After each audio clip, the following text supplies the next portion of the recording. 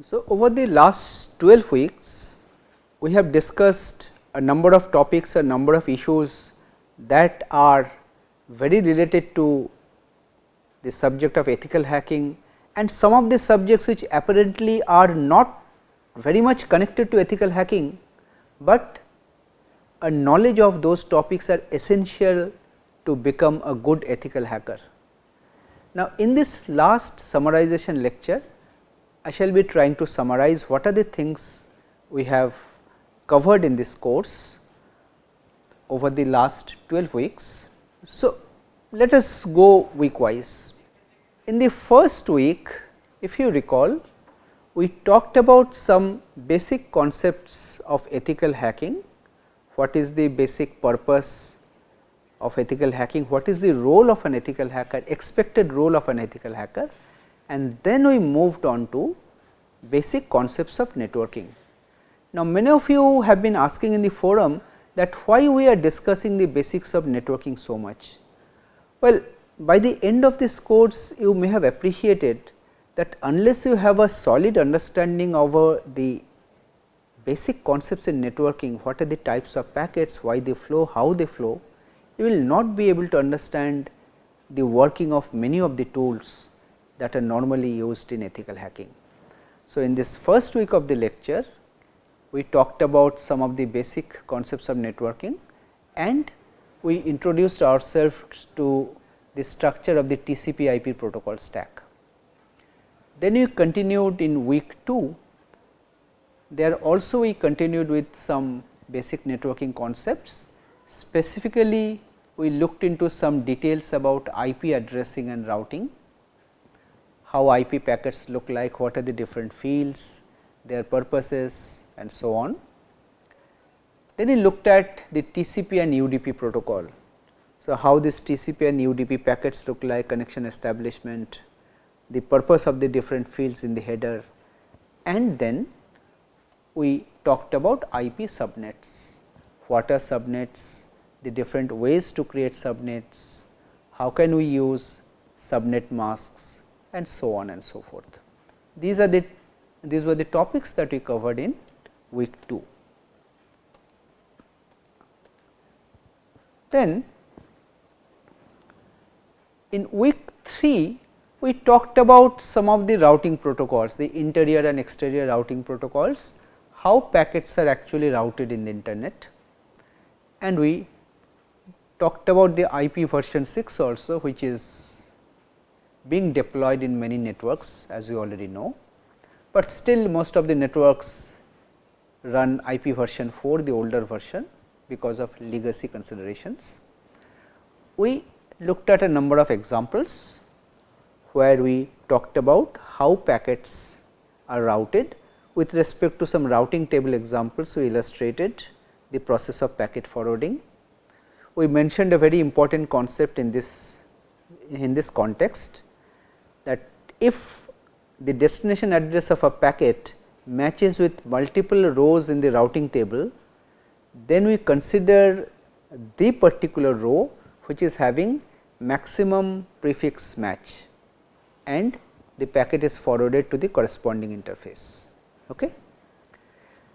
Then in week 4, we had some demonstration of various tools.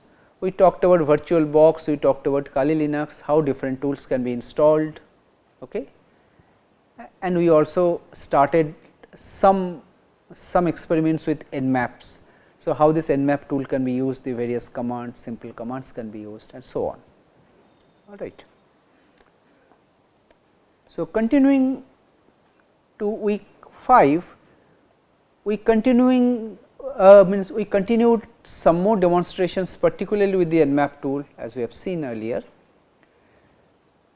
So, in the last few lectures, we again had a relook at the Nmap tool to find out the various options available under Nmap and how they actually work. We tried to give you also some explanation about the working of the different commands, how they work. Okay. Now, many of the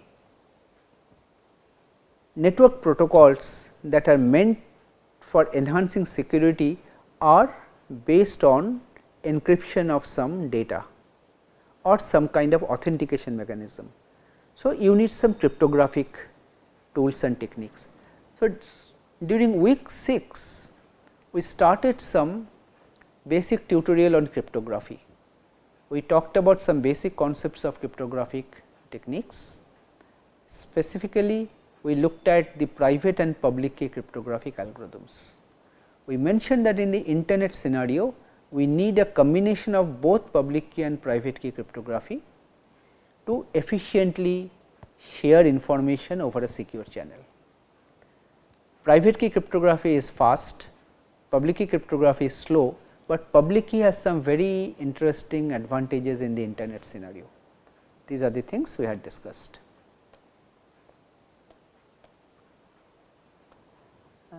Then coming to week 7, we continued with our discussion. We talked about cryptographic hash functions, which are so very useful for carrying out or ensuring data authentication or entity authentication, which also form the foundation to create digital signatures and certificates, which are so useful in the present day context. And lastly, we look at some of the security applications where all these things, this public key encryption, private key encryption, cryptographic hash function, they are used in combination in some particular way. Okay. Then in week 8, we first talked about some of the slightly unconventional ways to ensure security, like steganography or information hiding.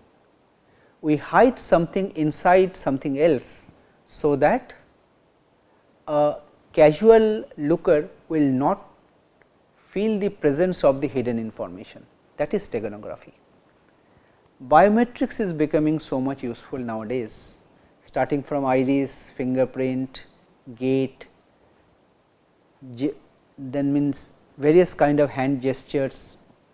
So, different kinds of biometric traits are used to uniquely identify human beings.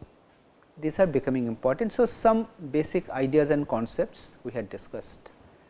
Then we talked about some of the network based attacks that are typically carried out to, well, both for offensive and defensive purposes. If you are an ethical hacker, you will be doing that to identify vulnerabilities in a system, but if you are a malicious attacker, you are possibly trying to break into a system with some malicious intent. Then lastly, we talked about two specific protocols which are important: DNS, name server, and email, and some security issues with respect to that.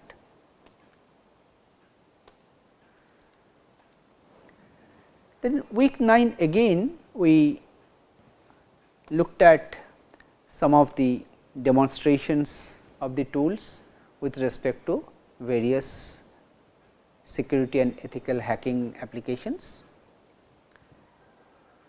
And in week 10, we looked at a slightly different thing. We looked at some technologies related to hardware security. Nowadays, just ensuring software security is not enough. There are so many handheld gadgets that we use, starting from mobile phones to so many other devices, and ensuring security at the hardware level for those devices is becoming that much more important. We talked about side channel attacks, which can make a device vulnerable because the implementation is not safe enough. Maybe the algorithm is strong, but the implementation is weak. We talked about physical unclonable function, which can make implementing hardware security easier, and we have also mentioned something called hardware trojan, which can both make our systems safer and can also make some systems we are getting from other places vulnerable if we are not sure about what is there inside the system. So, these are some of the things that were discussed. Then in week 11 again we looked at some tool demonstration, but here mostly we looked at something like SQL injection attack, then XSS, cross site scripting and so on, where application level security or website vulnerabilities were considered. Okay. So, we had looked at number of tools, and in this last week we had a relook at the Nmap and the Wireshark tool, which you have already seen earlier in the demonstration sessions, but we thought that if we more formally go through these tools, their functionalities and how they work, then it will be easier as an ethical hacker for you to assimilate and do things in a proper way in the proper context. Okay. So, to summarize, there are a few suggestions I would like to make. The first thing is, the subject of ethical hacking is highly interdisciplinary. You need expertise in a lot of different subjects in order to become a good ethical hacker, a good practitioner in the field. So, if you feel that I will be doing 1 or 2 such courses and will become an expert in ethical hacking, you are absolutely wrong. It requires years and years of hard work, decades of hard work to become a good ethical hacker. So, make it a point, remember that there is no alternative to hard work. You have to put in lot of hard work, lot of knowledge you have to gather to understand how it works. You see, just downloading some tools, Nmap, Wireshark, running and doing something is not ethical hacking. You have to learn how thing works, you will have to build your own tools, because some customer, some organization may ask you to do something which is not readily available. You may have to develop your own tools for those purposes, but for that you have to understand how things work. Now, as I mentioned repeatedly, the objective of this particular course is primarily to introduce you to the world of ethical hacking, introduce you to some of the basic concepts. We are in no way trying to compete with the other courses that are available on the same subjects. We are not trying to make you experts in usage of the tools, not at all, but our philosophy will be to introduce to this subject, and if some of you are motivated, get motivated by what we are trying to say, you will learn this subject yourself. Okay? You will be learning it in a way which is much better than what the other courses, the existing courses teach you to do. You will become an expert in your own right. So, just to repeat, this course is by no means complete.